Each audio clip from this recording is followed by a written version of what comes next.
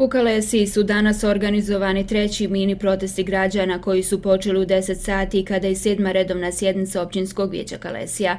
Protesti su organizovani zbog odluke kalesijskih vijećnika usvojene na 5. redovnoj sjednici, a odnosi se na povećanje paušala. Podršku organizatorima protesta pružio je Huso Požegić, koji je u kratkom obraćanju iskazao svoje nezadovoljstvo i kazao da kao pripadnik armije Republike Bosne i Hercegovine preživljava sa 270 konvertibilnih maraka mjesečnih primanja, dok političari povećavaju paušale za rad u općinskom vijeću. Normalna stvar da nije to u redu s njihove strane. Zašto? Vidite sada u temperaturu, još je niža. Ja sam mjesec dana recimo boravio kad sam oslobađao listaču. Bio sam komandir pratećeg voda, to je kalibar 60 mm. Ovi koji to poznaju znaju sve to, ko je to, šta je to.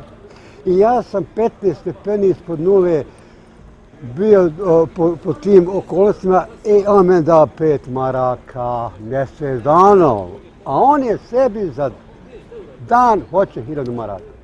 Organizator mini protesta je neformalna grupa građana iz Kalesije na čelu sa Sadikom Osmanovićem.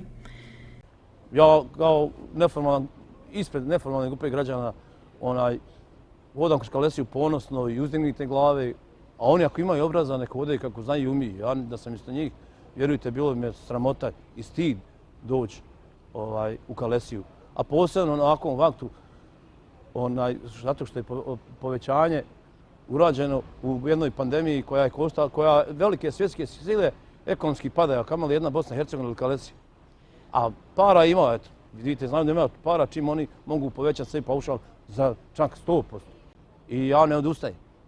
Bez obzira, ja sam bio ovdje, ne mogu da se pomirim s tom činjenicom da moj komšija ili tamo neki drugi u drugoj mjesnoj zajednici nema šta da jede i znam teška je situacija, obilazim to i čujem od naroda i posebno kad zaboravio sam reći samo da odu oni, vijećnici, da odu samo jedan dan u dom zdravlja.